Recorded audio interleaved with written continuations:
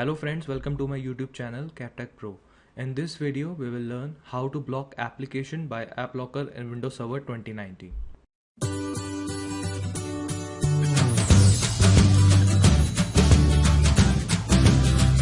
So guys, before we proceed, let me explain you today's topic with one simple scenario. So guys, say for example, you are administrator of your organization and you don't want your users to access a specific application, say for example Internet Explorer. You can apply the group policy to the client computer and you can deny access to access Internet Explorer, and you have already installed Google Chrome and you want the user to stick to that application instead of using Internet Explorer. So guys, now without any further delay, let's start our today's demonstration.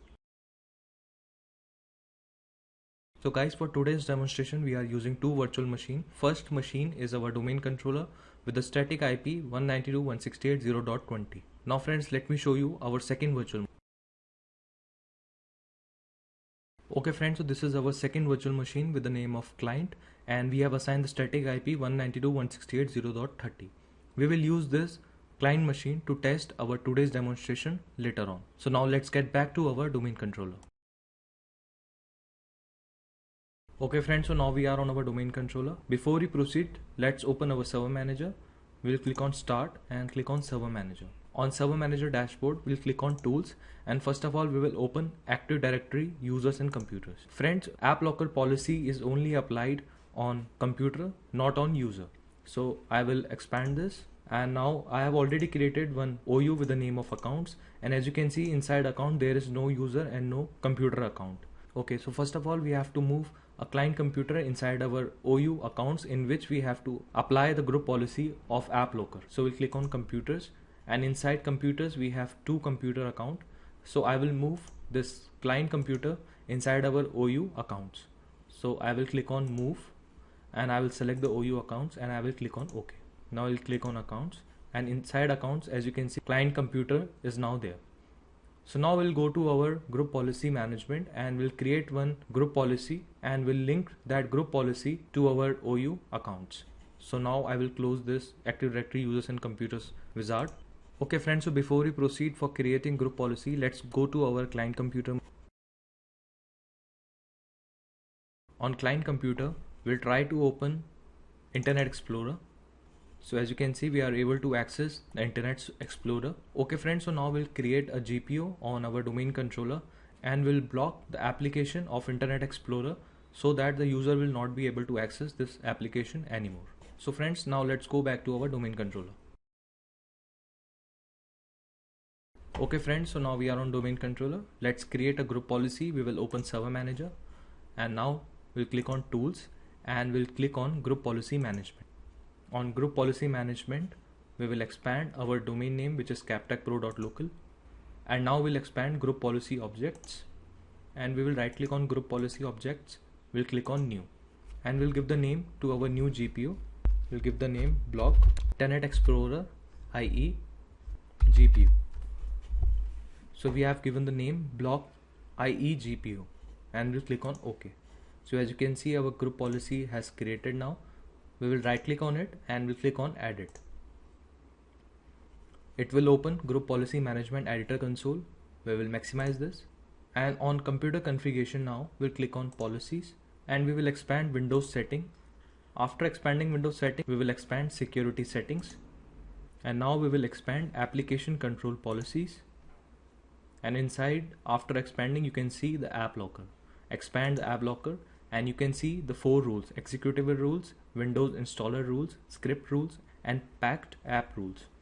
So we'll click on AppLocker, and in configure rule enforcement you can see the link to configure rule enforcement. So we'll click on this link. It will open AppLocker properties and you can see specify whether the AppLocker rules are enforced for each collection. So we'll select the executable rules. We'll check the box of configured, and by default you can see enforce rules is selected. So friends, if you will click on this down button, you will see the two options. First is enforce rules, which is selected by default. If you will select the enforce rule, it will block the application to the user.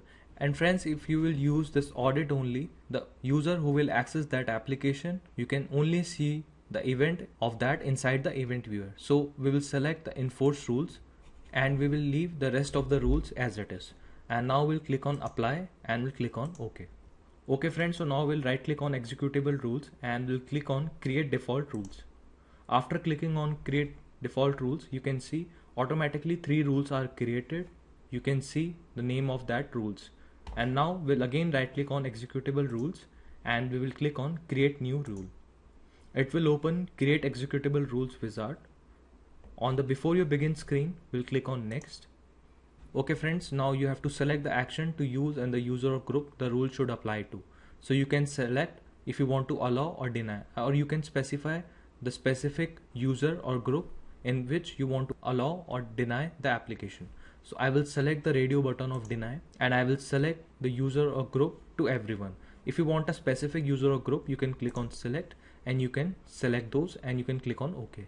So we'll move further with everyone. So I will click on cancel and now we'll click on next. Okay friends, so now we have to select the type of primary condition that you would like to create. So you can select the publisher if you want to create the rule for is signed by the software publisher, and you can select the path if you want to create rule for a specific file or folder path, and you can select the file hash option if you want to create the rule for an application that is not signed. So for this demonstration, we'll select the radio button of path because we want to create a rule for specific file or folder, and now we'll click on next. Now we have to give the path. So there are 2 options available, browse files and browse folder. Let me explain both of them. Let me open this PC and we will open the C drive, and now we'll double click on program files and we will double click on Internet Explorer. So friends, as you can see inside Internet Explorer there are 1, 2, 3, 4, 5 applications. So friends, if you will select browse files, so you can specify single application to get blocked, and if you will select browse folders, you can select Internet Explorer folder which will block all the application inside this folder. So this is the difference. So we'll click on browse folders, and now on C drive we'll click on program files and we'll select the folder Internet Explorer. We'll click on OK, and as you can see entire path is now selected of folder Internet Explorer. Okay friends, the entire path is now selected. So as you can see 1 star is there, which means the entire folder is selected, and now we'll click on next. In exceptions, you can add exceptions if you want. You can click on add to add the exceptions. If not, then you can click on next, and you can see this is the name, and if you want to write, you can write the description, and to create this we'll click on create. So as you can see our rule is now created, which is the action of deny, and user everyone is selected. Okay friends, so now the next step we have to fulfill is we have to start the service of application identity. This is not possible for the administrator to go on each client computer and start the service of application identity. So we'll push this service to get automatically restart using group policy. So we'll click on system services, and on service name we'll select the service application identity, which is startup is not defined and permission is not defined. We'll double click on this and we'll check the box of define this policy settings, and in select the service startup mode we'll select the radio button of automatic because we want this service to get automatically restart when the client will log in to their computer. So we'll click on apply and now we'll click on OK. So now the startup type is automatic. So friends, we have started the service and we have also defined the rules inside the executable rule. So now we'll close this group policy management editor console. Okay friends, so now on a group policy management we have to link this group policy with our OU accounts. So we'll right click on accounts and we'll click on link an existing GPU. We'll select the GPU which is block IE GPU and we'll click on OK. So now our policy is linked to our OU accounts. Now we'll go to our client machine and we'll test if we are able to get error while accessing Internet Explorer. Okay friends, so now we are on our client machine. We will try to access our Internet Explorer. We'll double click on it. We are still able to access Internet Explorer. So friends, why we are able to access this application? Because the group policy we have created and linked with a computer account, not with a user account.